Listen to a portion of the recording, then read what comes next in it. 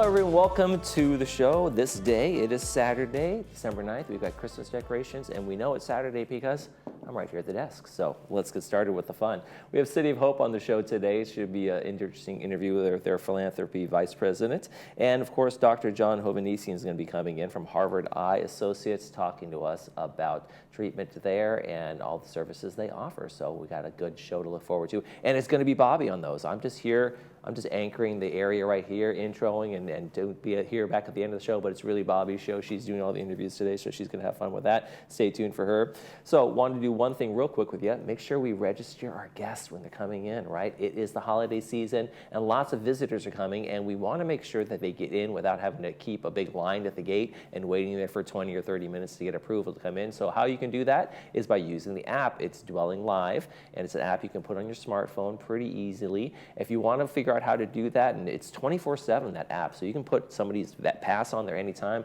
If you have people coming to do service at your house, if you have people coming for Christmas and the holidays and all of that kind of stuff. So call Resident Services if you're having trouble with that app at 949-597-4600, and they'll help walk you through the installation of that thing.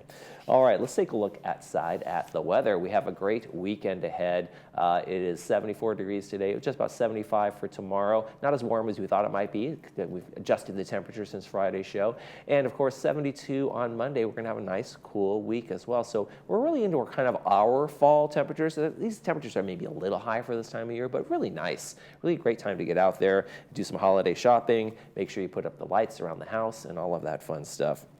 Our sunrise and our sunset, we've got another great photo from Alan Clark. Thank you, Alan, one of our frequent submitters on pictures for our sunrise and sunset segment.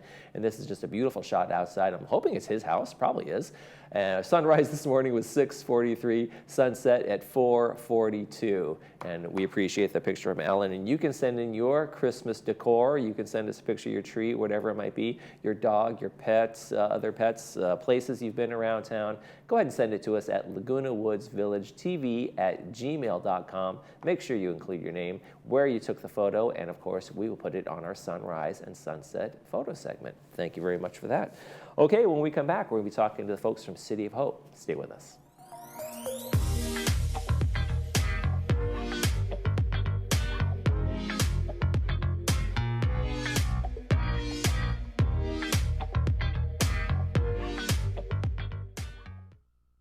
Achieve a level of comfort you've never known before.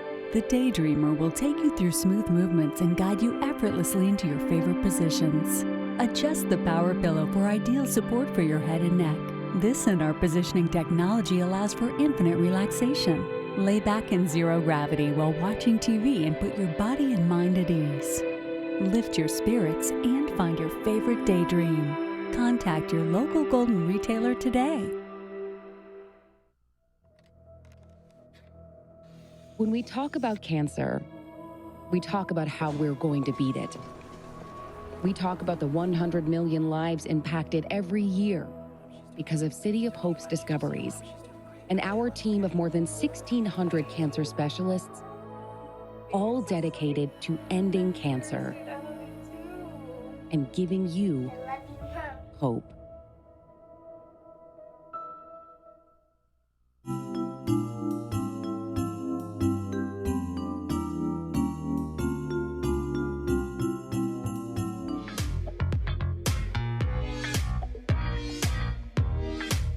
Welcome back to This Day. Joining me now from City of Hope, Orange County, is Vice President Larry Zieber. Welcome to the show. It's great to be here. Yeah, Thank so you. nice to meet you. So tell me a little bit of your background. What is it that you do? Sure. I am the Vice President for Philanthropy for City of Hope here in Orange County. And I have the wonderful job of being able to connect individuals in the community who have a passion to help others with the mission of City of Hope right here in Orange County. Yeah. What is rewarding for you in this position?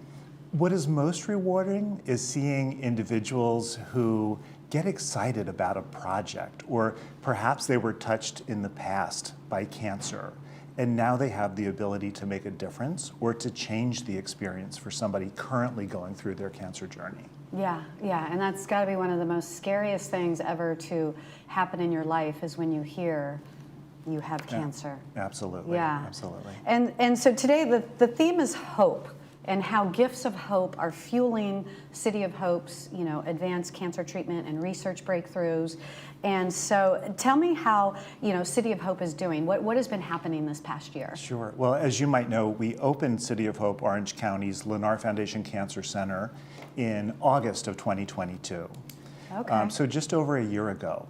And the response from the community has really been overwhelming. I think people are responding to having advanced cancer care right here in Orange County. We have roughly 4,000 patients in Orange County historically. So for those individuals to no longer have to drive to our Duarte campus, but to be able to get that care right here in Orange County is truly a game changer. Yeah, and the Lennar Foundation, they have just been huge into making this happen and come Absolutely. together. Is my understanding that, was it like a $50 million donation? Yeah, we were so grateful for the support of the Lennar Foundation, who made a transformational $50 million gift to really launch and open the Cancer Center here in Orange County. And then you have plans to further advance a comprehensive cancer center here in Orange County? Absolutely. Every day I feel like I'm hearing from our physicians new advances or changes that they're bringing to care here in Orange County.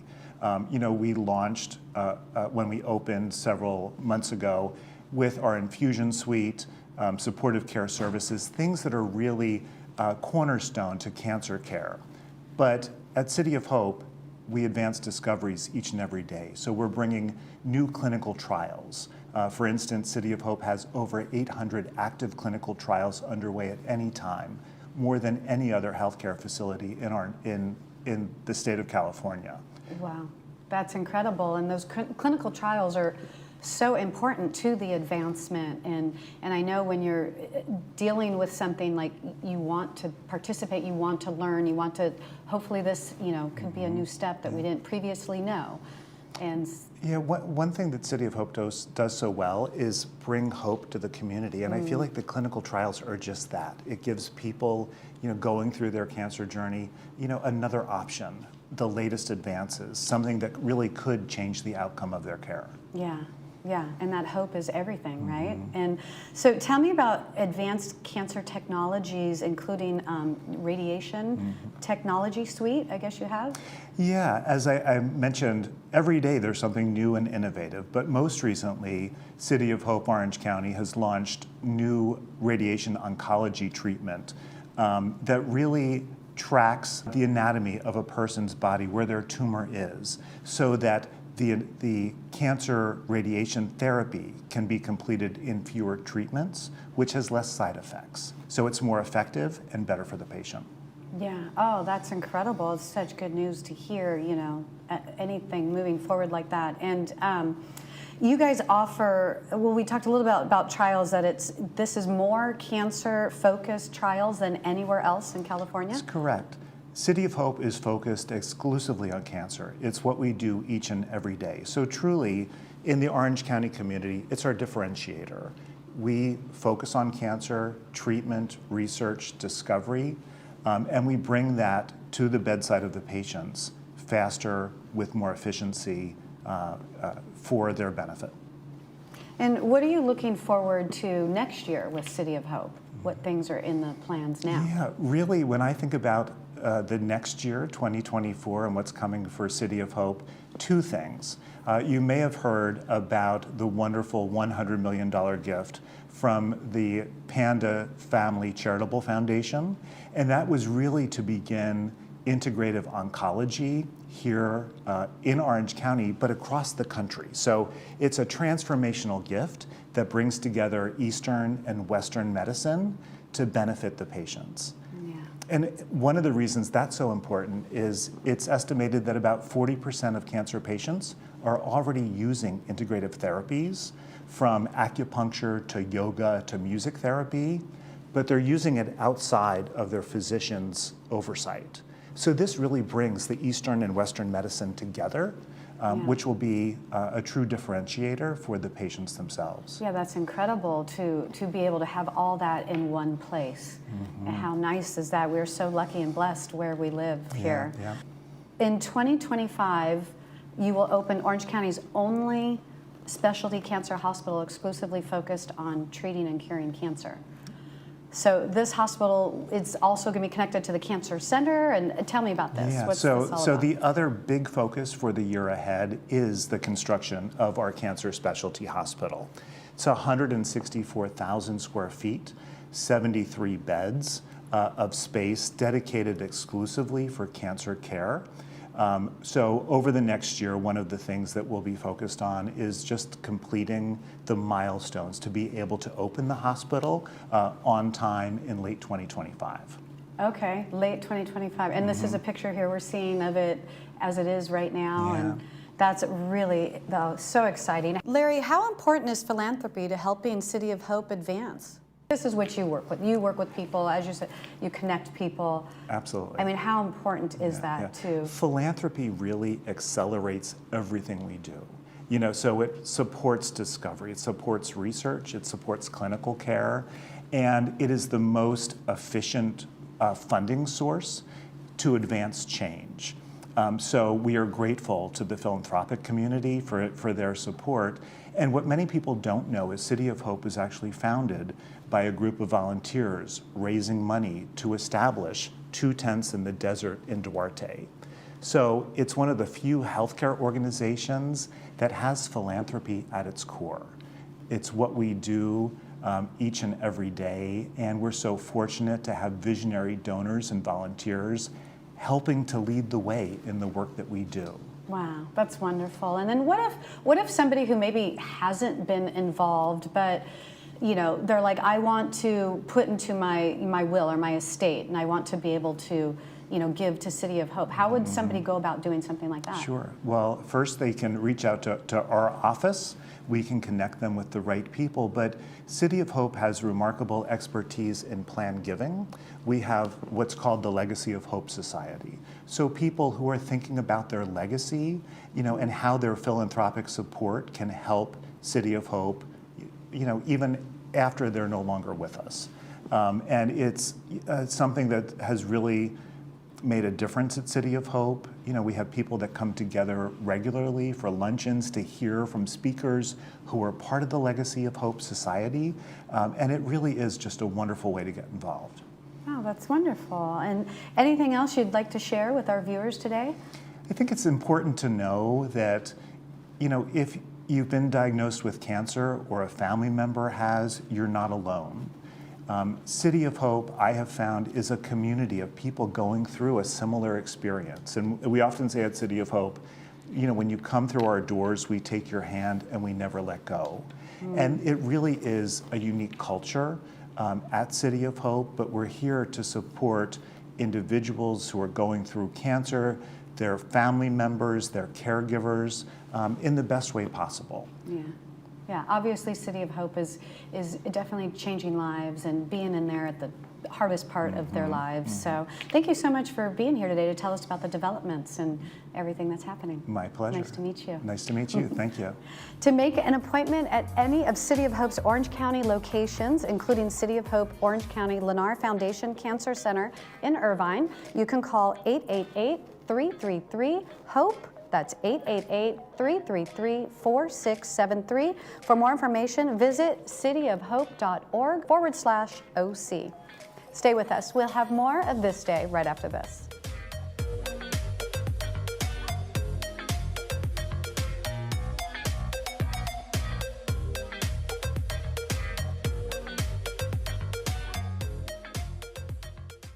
Living and learning in Laguna Woods Village is a unique experience. For over 45 years, the Emeritus Institute has provided tuition-free college classes within your community. Join us to experience expert faculty, quality academics, and to make friends through the Emeritus Institute. New classes start every semester, and you can join nearly any time.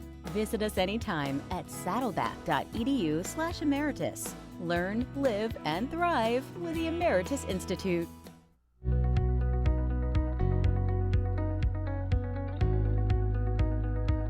At Harvard Eye Associates We are committed to your vision care. and quality of life. It's a commitment we don't take lightly. Our trusted team of doctors provides specialized eye care using state-of-the-art technology. We deliver what matters to you. And your family. Harvard Eye Associates, the future of vision today.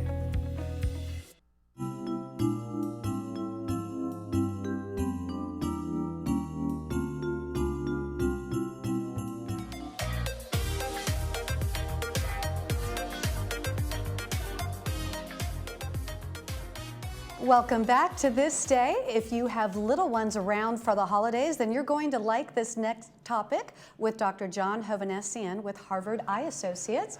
Hi, it's so nice to see you again. Great to see you, Bobby. How are you? I'm doing well. I'm doing well. And happy holidays. Yeah, I know. Are you ready for the holidays? Nope, never am. And, it's mostly my wife who has to be ready, but Right. my part's not ready. Nope. Well, this year my husband's been helping with putting up Christmas lights, so I'm like, yes, that's Good. been so nice. Excellent. Well trained, as you should. Yeah, we're trying to get there.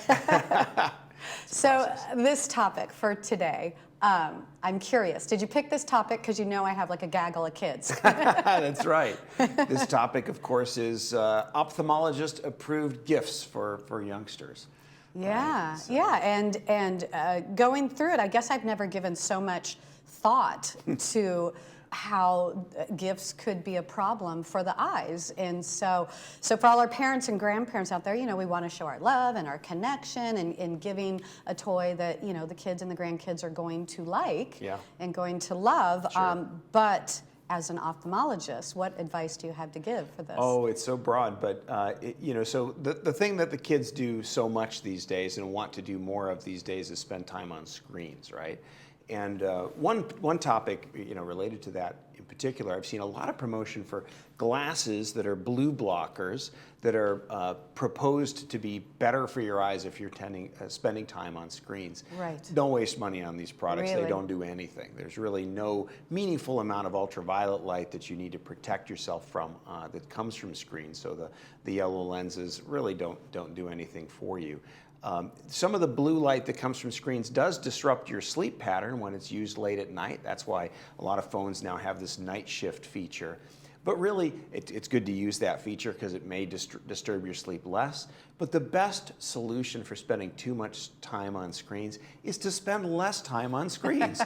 Let's not give them stuff that makes them spend more time on screens. Because there really is a lot of evidence that youngsters particularly spending excess time on screens, it drives a lot of bad things. Development of nearsightedness happens over time. And that comes with it, not just the need for eyeglasses when they're older, but also retinal problems that are very serious. And the less time you spend on screens, the better. If they are on screens, we've talked about before the 20-20-20 rule. Okay. Remember that? And that's the rule that says, and this is for adults as well, every 20 minutes, take a break of at least 20 seconds and use your eyes to look at least 20 feet away. Okay? That's right. So 20 minutes, 20 seconds, and 20 feet away is that rule. So try not to give your kids screen-related gifts is the best thing you can do. And it's interesting you say how it can cause the nearsightedness, because I swear this is what happened to my daughter. I gave her and her brother one of those iPods, you know, when they were younger, and to share, and none of us have eye issues, but she has nearsightedness. So, well, you know, and don't saddle yourself with too much guilt. Some of that may be genetic, some of it may just be individual, but certainly it doesn't help the more time on screens and the closer they hold them. You know, the kids love to hold them way up close, and that actually not only causes a little more driving of the nearsightedness, but there's a lot of neck strain and you know, strain of just from concentrating so much and the muscles trying to accommodate up close that causes kind of headachy issues and other problems. Wow. So just get off those screens. Get and outside. if that's starting to happen, is there anything you can do to reverse it, or? You know, there are, for the younger kids, the very much younger kids, there are now soon to be FDA-approved eye drops that they can take to stop the progression of nearsightedness. Oh, wow. Because, you know, for some it really is genetic as well. But getting off the screens, we think, is probably the single most effective thing that they can do. You know, these little rectangles run our lives, and we shouldn't let them. Well, and it's crazy because for the younger, the toddlers, the preschoolers, all these toys now are you know, they're made with big cases around them, and you know, to make them unbreakable for the younger set, and they're done in such a way that they're learning their numbers, or they're learning their alphabet, but very, very quickly, it's no longer a learning device. It then goes into into play mode, and there's not a lot that's redeeming with it after a while. So spending time outside is the best thing they can do. Getting them outside type toys is terrific. Arts and crafts are also great, and you know, there are a bunch of things you can do that are non-digital, that you know, that involve learning how to use their hands, not just their thumbs, for texting and playing games. You know, one note about outdoor toys, we've all seen the movie A Christmas Story, where the kid Ralphie, right, wants a Red Ryder BB gun. Yes. Let's talk for a second about toys that throw toys projectiles. Are not safe. Yeah. Well, you know, and they can be safe if they're used safely. Certainly, any toy that involves sharp stuff or you know, projectiles, get your child some safety glasses and insist they wear them. BB guns in particular are bad because those projectiles, those BBs, ricochet off of surfaces, and they head right for the eye. And every year in the U.S., there are hundreds of kids who you know, put an eye out or cause a serious eye injury. And you know, so safety glasses are important. The same with airsoft or, you know, any other guns. It may be a soft projectile, but for the eye, it's gel blaster guns. Yeah, it comes out fast enough or ricochets off something fast enough. It's dangerous. So yeah, we've always said the rule: no hitting anywhere, shoulders up. Like you can only you know, point the gun, never pointing at the face. Rule in my house is waist down, because you know, my kid's aim is not that good at the shoulders. Right. And a kid goes to duck, and then what happens? Their eyes. So now, do you recommend goggles where it's like a full wraparound? Yeah, it could come. That has side protection. Yeah. Most safety glasses do have that. But safety glasses only work if you wear them. Yeah. And they have to be, you know, comfortable for the child's face, because a lot of them are made for adults. You need a smaller size for a child, and you need to absolutely insist they use it. Take away the toy that they're playing with if they're not wearing them.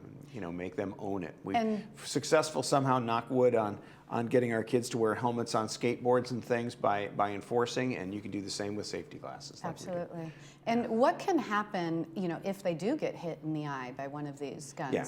Great question. So anytime there's any kind of significant eye injury, get your child to a doctor as quickly as you can. Usually these things happen evenings and weekends, and so it's the emergency room. In our area, most of the emergency rooms and the urgent cares are well equipped to handle most eye injuries, at least, you know, from the first aid standpoint. Ultimately, they'll probably need to see an eye doctor, and you know, there thankfully are, you know, many wonderful eye doctors in the community who can help when eye injuries happen with rehabilitation. But get outside, enjoy this wonderful California weather we have, and be safe. Now, well, you know, if you get hit by a Nerf bullet or something like, how do you know if it's serious enough do you have to go to the hospital that night, or you can wait till opening hours to go to a doctor? You know, so it's tough to paint a picture for all cases, but if it feels like a serious injury, it could be a serious injury, and it's better to be seen in a hospital, ER, or urgent care. You know, certainly if vision is blurry for more than a few seconds, certainly if the eye looks like it's injured, if there's redness on the eye, or distortion of vision or pain, those are all indications you better be seen. Thankfully, in many cases, the injuries are minor and they'll resolve, but you know, the problems that are serious don't always look a lot different from the ones that are minor, and it really takes an experienced person looking at it to determine what it is, to initiate the right treatment from the beginning to avoid long-term loss of vision. Okay. Yeah. So. Good advice. And then I know one of the other things that could be troubling is lasers. Yeah. Toys with lasers. Yeah, so there are a number of toys with lasers, and thankfully most of the toys are pretty responsible, using very low energy lasers. If you question whether a toy has the right sort of certification, there is part of the Code of Federal Regulations. It's the Part 21 of the CFR Code of Federal Regulations, Subpart J, which you know, toys should be in compliance with, and they should be labeled saying that they're compliant with 21 CFR Part J to be safe lasers for use in a toy. If they don't or aren't labeled that way and you don't have anybody to ask, then don't buy the toy, because we don't know what it is. We've all heard of stories of toys that are unsafe because of the chemicals they contain or other elements. Unfortunately, toys are not as regulated as they should be in this country. Stuff that gets imported in many cases is not very safe for kids. So look for that 21 CFR. So if you're buying a toy with a laser in it, look on the packaging and make sure it says 21 CFR and then Subpart J. Subpart J. That's okay, because that could, my understanding is it can cause severe retinal damage, even just after a couple of seconds. Yeah, well, lasers are extremely intense, coherent light, which means that the the wavelengths are aligned and focused very intensely in one direction. And what that means is if that's directed toward the fovea, particularly the center of the retina, yes, it can cause damage. Again, most of these are low energy and not cause for big concern. I would say that even if it's a low energy laser, even if it's described the way I said, 21 CFR Part J, still don't look directly into the laser. It's just not a good idea ever to look directly into a laser. Use it for what it's intended for, which is not to point into your eye. Yeah. Yeah, well, thank you for being here and all this great information. And, I always knew I needed to drink responsibly, but I didn't know I needed to play responsibly. Yes. First, that's right. Drink responsibly and then play responsibly, in whatever order you prefer. It's nice to see you, Bobby. Yes. Happy holidays. Thank you. Happy holidays to you as well. So don't touch that channel. We'll be back with more of This Day right after this.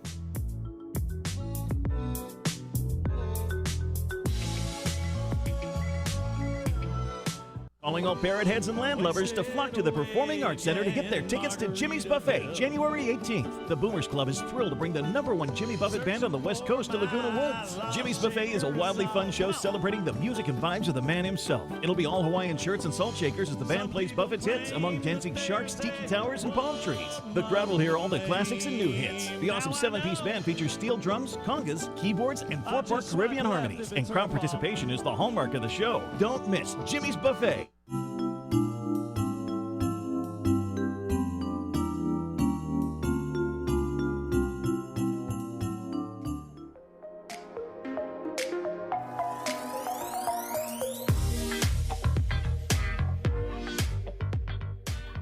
Welcome back, everybody. It's me again. Bobby's gone home. She's all done for the day. All her interviews are done.